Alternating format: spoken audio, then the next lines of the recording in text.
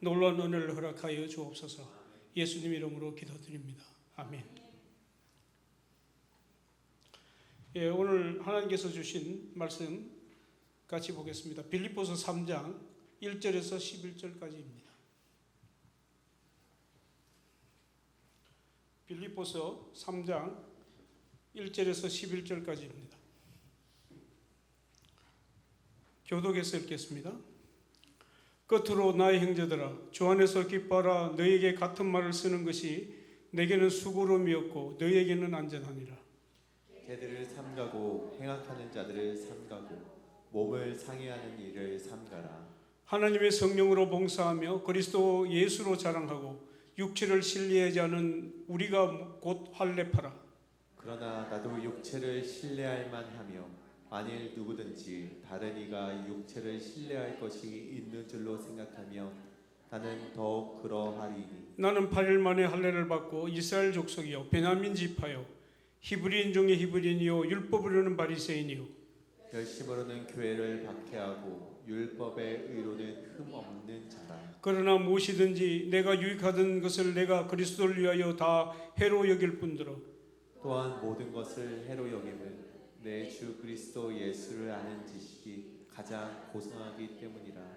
내가 그를 위하여 모든 것을 잃어버리고 배설물로 여김은 그리스도를 얻고 그 안에서 발견되려 함이니 내가 가진 의는 율법에서 난 것이 아니요 오직 그리스도를 믿음으로 말미암은 것이니 곧 믿음으로 하나님께로부터 난 의라. 내가 그리스도와 그 부활의 권능과 그 고난에 참여함을 알고자 하여 그의 죽으심을 본받아 다 같이 읽겠습니다. 어디서든지 죽은 자 가운데서 부활에 이르게 하로나. 아멘. 예, 여러분 좀 놀라셨을 겁니다. 제가 여기 왜 써 있는지 저도 잘 모르겠습니다. 목사님이 수요일 말씀을 전하는 게 좋겠다 했는데 그게 무슨 뜻인지를 몰랐습니다. 그러나 순종하는 마음으로 무슨 뜻이 있겠지 이제 그 생각으로 그냥 썼습니다. 여러분한테 좀 죄송하기도 하고 은혜의 말씀을 받아야 되는데 저는 뭐 그런 능력이 안 되기 때문에 같이 말씀에서 그냥 은혜 나눴으면 좋겠습니다. 오늘 우리가 읽은 빌립보서의 을 읽을 때마다 저는 바울이 이 빌립보서를 썼을 때 그 마음을 항상 생각해 봅니다. 바울이 지금 이 연금된 상태에서 이 빌립보서를 썼을 때 그의 마음이 어땠을까? 우리가 좀 알 수 있는 것은 사도행전 20장 16절에 보면 그 내용을 좀 알 수 있습니다. 이제 바울 사도가 3차 전도 여행을 다 끝나고 이제 드로아에서 배를 타고 예루살렘으로 가면 3차 전도 여행이 다 끝납니다. 근데 3장 20장 16절에 보면 13절에 보면 이 말씀이 있습니다. 드로아에서 아소까지 가서 바울을 태우고 예루살렘으로 돌아옵니다. 시돈으로 들어옵니다. 그런데 바울이 이야기를 했다는 거예요. 나는 드로아에서 아소까지 걸어가기를 원한다. 그러니까 교회를 방문하는 것도 아니고 사람을 만나려는 것도 아니고 어떤 약속이 있었던 것도 아닌데 혼자서 그 길을 걸어갔습니다. 그 거리가 사람들이 도보로 이렇게 재어봤더니 40마일 정도 됐다고 그래요. 그러니까 키로수는 65km 정도 됐겠죠.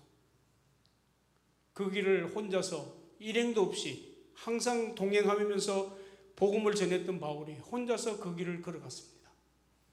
아마 그 길을 걸어갈 때 이제 내가 예루살렘에 들어가면 잡혀서 감옥에 투옥될 거라는 것을 알고 있었을 겁니다. 그는 그 40마일의 거리를 천천히 걸으면 이틀이고 빨리 걸으면 이틀이고 천천히 걸으면 한 3일 걸리는 거리입니다. 그런데 그 거리를 걸으면서 많은 생각을 했을 겁니다.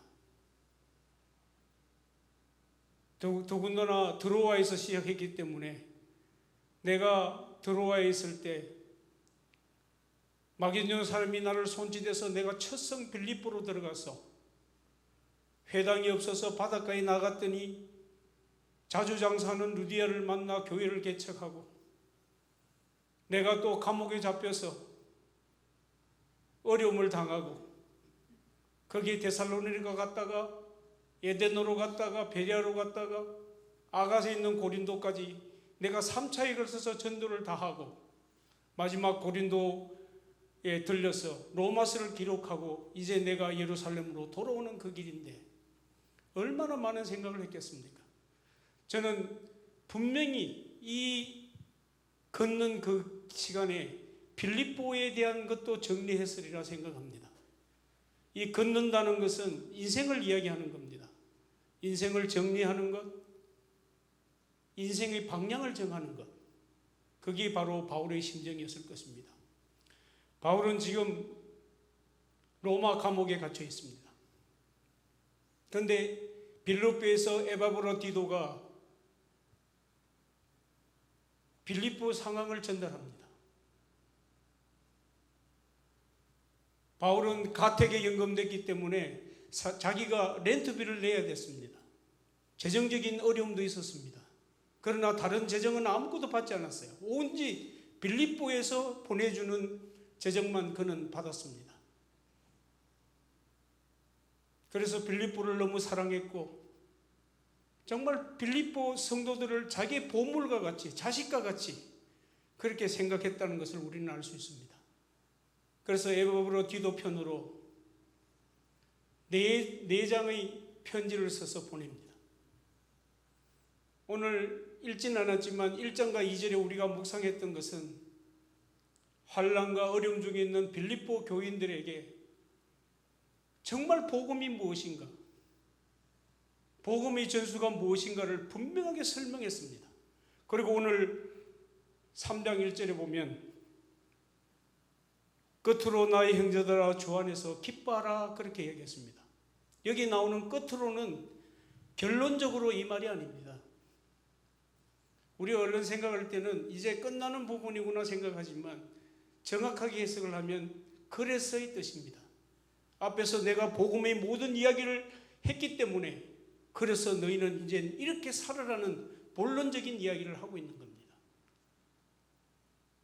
사실은 이 이야기를 하기 위해서 1, 2장의 그 많은 이야기들을 기록했는지도 모르겠습니다. 그래서 저는 오늘 이 본문을 근거로 기뻐하는 신앙, 바울 사도는 제일 처음으로 나 형제들아 주 안에서 기뻐하라 그렇게 말하고 있습니다. 빌립보에는 지금 어려움이 있습니다.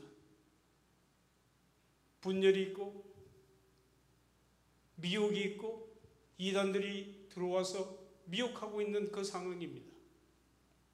그 어려운 상황에 바울은 그들에게 이야기합니다.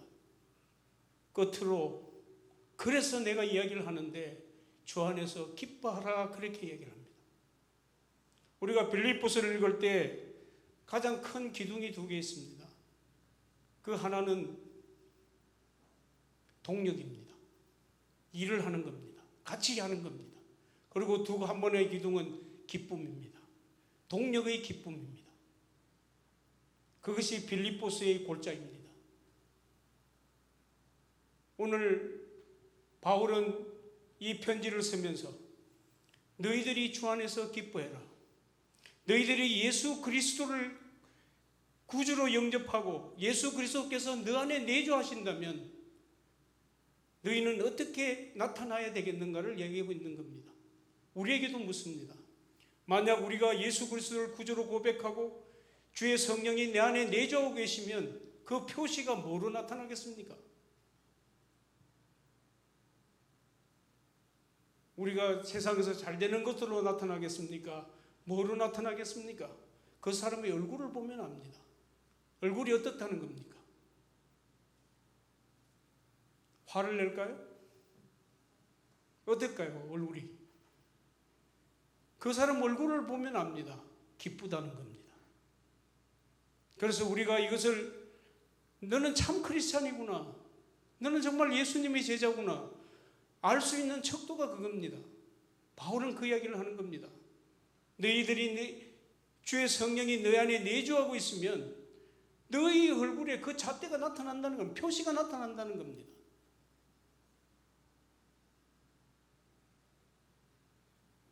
바울이 빌립보에 있을 때에 자기는 빌립보를 가고 싶지 않았습니다. 2차 전도 여행할 때에 북아시아 쪽으로 가기를 원했습니다. 거기가 전도가 너무 잘 되니까. 2번이나 가려고 했는데 성령이 못 가게 합니다. 3번째 가려고 했더니 그것도 못 가게 합니다. 마지막에 드로아에서 꿈을 꾸는데 마게도냐 사람이 손짓을 합니다. 일로 오라고.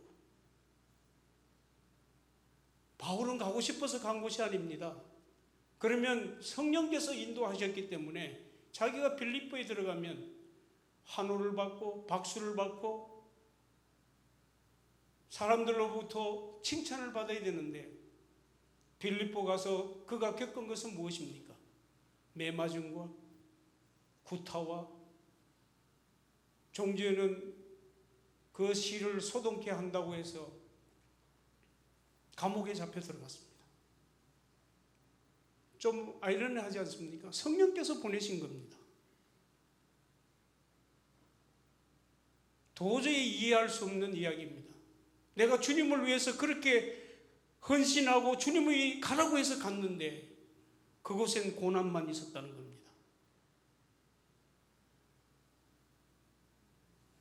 감옥에 바울과 실라가 잡혀 있을 때에 그가 기도했는데 옥문이 흔들리고 옥문이 열렸습니다. 그래서 찬송했습니다. 거기 있는 간수가 제수가 떠난 줄 알고 놀래서 그때 바울이 안심하라, 우리가 여기 있다. 내가 무엇을 하기를 원하느냐. 그래서 그 자들을 전도했습니다. 아마 그들이 초대교회 멤버였을 것입니다. 바울이 기도할 때에 주님, 내가 지금 억울하게 잡혀 있으니 나를 풀어주세요. 그걸 위해서 찬송하고 그렇게 하지 않았습니다. 기도했습니다. 기도할 때 하나님의 뜻을 알았습니다. 네가 가야 할 길은 땅끝까지 이르러 이방인의 사도로 로마에까지 들어가서 복음을 전하는 그 일이라는 것을 깨달았습니다.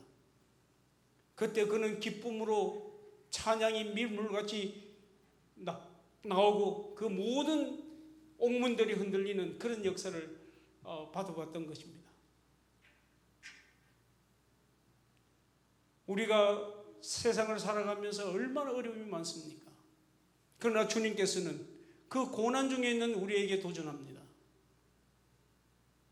하나님의 뜻, 하나님의 영을 바라보라는 겁니다.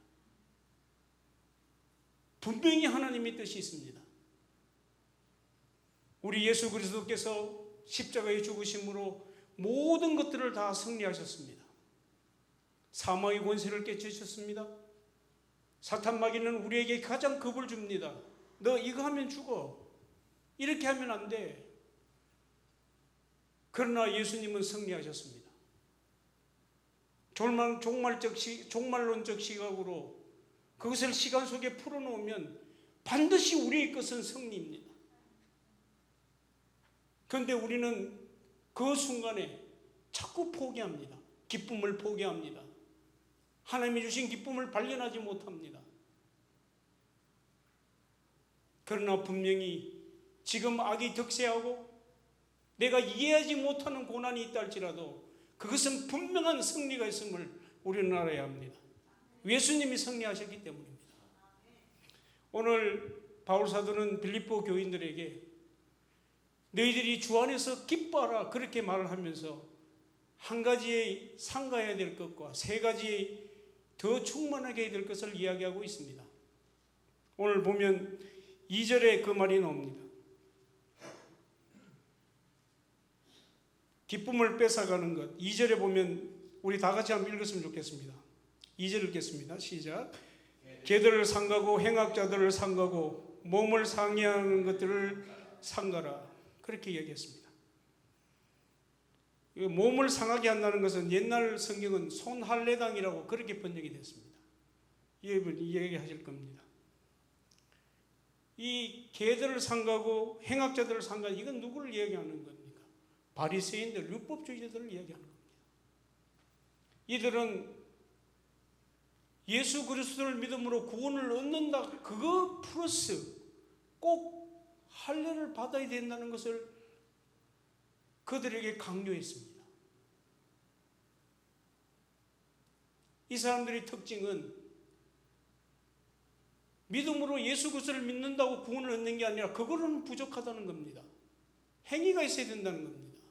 할례를 받으라는 겁니다. 여러분, 바리새인들이 가장 특징이, 예수님 때도 있었던 가장 큰 특징은 뭡니까? 위식입니다. 위선입니다. 예수님은 그걸 제일 싫어하셨어요. 독사의 자식들아, 회칠한 무덤 같아, 그렇게까지 이야기했던 겁니다. 오늘 우리가 기쁨을 가지기 위해서 우리가 멀리 해야 되고 버려야 되는 것, 그것이 바로 외식이라는 겁니다. 여러분, 우리가 교회에 와서 외식을 하거나 사람을 바라볼 때 어떻습니까? 얼마나 시험에 많이 듭니까? 때로는 화가 나기도 하고, 때로는 막 울분이 나기도 하고, 다 외식하기 때문에 그렇습니다. 우리가 성경에 보면 사울 왕이 있습니다. 사울 왕은 처음에 하나님께 기름 부음 받을 때는 성령이 충만한 왕이었습니다. 그러나 그가 외식하고 사람을 바라볼 때 문제가 생겼습니다. 언제부터 문제가 생겼습니까? 전장에서 돌아올 때, 사람들이 노래할 때, 사울이 죽인 자는 천천히요, 다윗이 죽인 자는 만만이라고 이야기할 때 그가 화가 났습니다. 내가 다윗보다 못하단 말이냐? 하나님이 인정한 생각도 하지 않습니다. 그래서 화가 나고 분이 나고, 그래서 성경은 그에게 악령이 들었다, 그렇게 이야기했습니다. 그래서 다윗이 노래를 불러주고 수금을 타면 그 악령이 떠나가곤 했습니다. 바로 이것입니다. 사람을 바라보는 것, 외식하는 것, 우리의 기쁨을 앗아갑니다. 우리는 주님을 바라봐야 되는데 사람을 보면 비교하게 되고 평가하게 되고 내 위치를 말하게 되고, 그래서 오늘 바울 사도는 너희 빌립보 교인들에게 주 안에서 기뻐하라 이야기하면서 개들을 상가고 행악자들을 상가고 몸을 상하는 자들을 상가라, 그렇게 말하고 있는 겁니다. 그리고 마지막으로 3절에 보면 기쁨을 충만케 하는 세 가지가 나옵니다. 3절 보면 우리 다 같이 한번 읽었으면 좋겠습니다. 다 같이 읽겠습니다.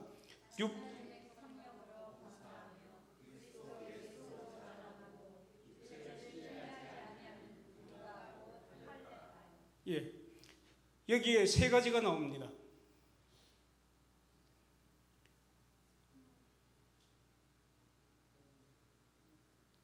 보면 우리가 말하는, 여기 나오는 성령으로 봉사한다는 이 말, 봉사한다는 말은 서비스입니다. 이건 두 가지 의미가 있잖아요. 봉사도 서비스고 예배도 서비스입니다. 근데 여기서 말하는 것은 예배입니다. 그래서 영어 성경은 다 이렇게 이야기했습니다. Worship by the Spirit of God. 하나님을 예배하는 것, 영으로 예배하는 것. 그것이 기쁨을 충만케 한다는 겁니다. 예배입니다. 예배는 무엇입니까?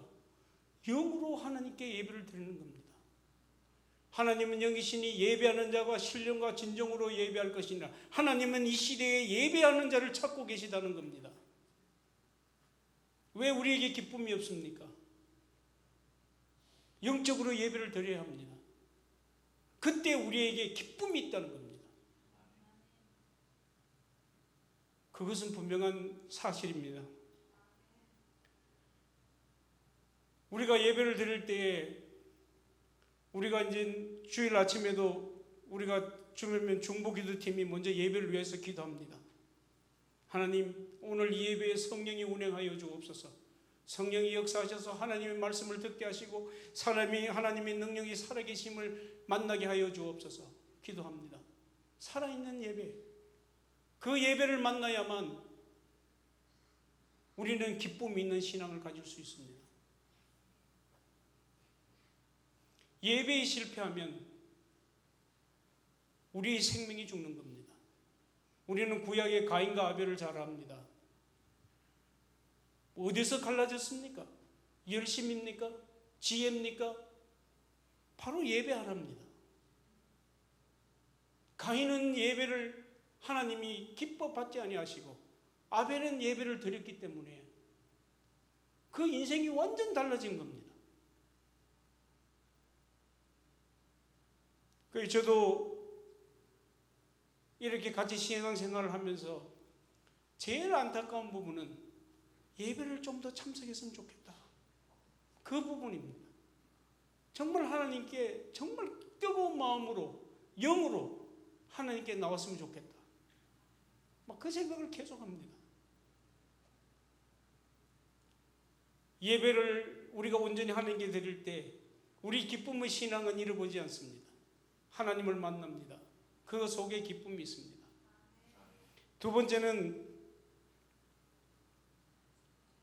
육체를 신뢰하지 말라는 겁니다. 예수님을 자랑하라는 겁니다. 2절 거기 보면 예수님을 자랑하라 그렇게 이야기합니다. 이건 뭡니까? 내가 내 자랑을 하면 실패합니다. 그런데 예수님을 자랑하면, 다시 말해서 예수님을 나가서 내가 느꼈던, 내가 본 것, 그 예수님을 전도하고 예수님을 말하면 우리에게 기쁨의 신앙이 있습니다. 우리 교회는 금요일마다 노방전도를 나갑니다. God is love. 도포 같은 옷 입고 그 막 찬양합니다. 그분들 힘 안 들겠습니까? 그런데 거기에 기쁨이 있다는 겁니다. 그러니까 많은 사람들이 지나가면서 크락션도 빵빵 울려주고 I love Jesus 하는 사람도 있고 그런 이야기를 많이 듣습니다. 1시간 동안 찬양하고 전도지를 나누고 그럴 때 우리의 신앙의 기쁨이 있다는 겁니다. 여러분 마음이 공허합니까? 나는 예수 그리스도를 믿는데도 기쁨이 없습니까? 오늘 예수님은, 바울 사도는 그렇게 분명하게 이야기합니다. 예수님을 자랑하라는 겁니다. 그리고 육체를 신뢰하지 말라고 이야기합니다. 오늘 바울 사도가 처음이자 마지막으로 자기의 스펙을 이야기합니다. 7가지를 이야기합니다. 나는 8일 만에 할례를 받았고 이스라엘 족속이고 베냐민 지파고 히브리인 중에 히브리인이고 율법으로는 바리새인이고 열심으로는 교회를 박해했고 율법의 의로는 흠이 없는 자. 자기 스펙을 이야기했습니다. 나 이런 자야. 너희들이 자랑해? 근데 내가 이 스펙을 가지고 뭘 했냐고 바울 사도는 이야기합니다. 예수 믿는 자를 죽이러 담메색으로 갔습니다. 얼마나 열심히 턱줄한 사람입니까? 시리아까지 올라가서 잡으러 올라갔던 겁니다. 담메색에서 예수님을 만나기 전까지.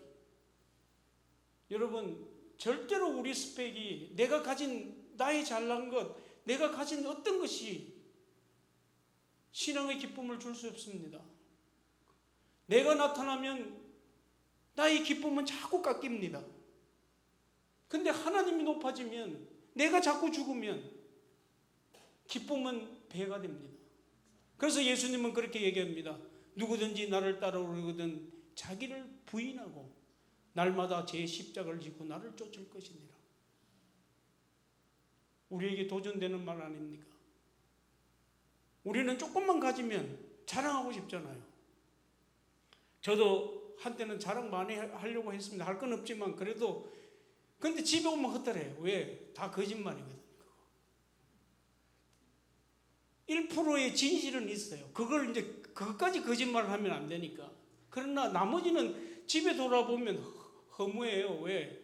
다 불러서 이야기를 하잖아요. 보통 내가 자랑할 때는 내가 뭐 지금 이런데 됐다 그러면 그 다른 것도 막 이야기를 하다 보면, 말을 많이 하다 보면 사람이 자꾸 거짓말 아닌 거짓말 같은 거, 이런 걸 자꾸 하게 되잖아요. 내가 잘생기지도 않았는데 남들이 내 보고 잘생겼다 하더라고. 뭐 계속 이야기하고 집에 와서 그걸 보면 내가 헛다라잖아요. 난 잘생기지도 않았는데. 그 거짓말이잖아요. 육체를 자랑하지 말라는 거예요. 스펙을 자랑하지 말라는 겁니다. 오늘 바울 사도는 네가 크리스찬으로 살아가면서 빌립보 환난과 어려움 중에 있는 빌립보 교인들을 향해서 주 안에서 기뻐하라, 그렇게 얘기합니다. 누구같이? 나와 같이. 2장 18절에 기뻐하라, 나와 같이 기뻐하라, 이렇게 합니다. 이거는 교훈적인 이야기, 내가 목자기 때문에 목양을 하기 위해서 교육적 차원에서 말한 게 아닙니다. 자기가 어려움 중에 감옥에 잡혔는데도 기뻐하라고 명령하는 것은 내가 지금 그 상태에 있다는 것을 이야기하고 있는 겁니다. 우리는 크리스찬으로 살아갈 때 정말 기쁨이 우리 마음에 충만해야 될 줄로 믿습니다. 제가 우리 목사님이 왜 나에게 오늘 설교를 하라고 했는 이유를 나중에 알았어요. 사실은 제가 이 문제를 가지고 계속 기도하고 있었어요. 그래서 이제 매일 저녁마다 교회 와서 기도해요. 한 시간씩 기도를 해요. 그러니까 내 마음에 이제는 신앙의 연조도 있고, 근데 내 마음에 뭔가 주님을 향한 기쁨과 열정과 이런 게 자꾸 낮아진다는 생각이 내 마음에 너무 드는 거예요. 주님 회복하고 싶습니다. 사실 그 기도 제목으로 우리 집사람은 왜 집에서 기도하지 말고 교회 가냐고 자꾸 그렇게 이야기했는데, 사실 내가 그 과정에 있었거든요. 그런데 오늘 이 말씀을 대하면서 우리가 크리스찬으로서 정말 기쁨의 신앙을 하는데 기쁨이 없다면 그거 정말 헛된 거 아닙니까? 오늘 빌립보에게 바울이 말했듯이 주 안에서 기뻐하라. 개들을 상가고 행악자들을 상가고 손해할 내당을 상가고 너희는 예배와 너 육체를 자랑하는 것과 이런 것들로 통해서 하나님 앞에 더 가까이 가는 신앙인으로 살아라, 그렇게 우리에게 말하고 있습니다. 우리는 이제 세상을 살면서 정말 기쁨이 넘치는 신앙생활, 보면은 봐도 재미있고 기쁘고 그 사람을 보면 행복하고 이런 우리 신앙생활들이 되었으면 좋겠습니다. 기도하겠습니다.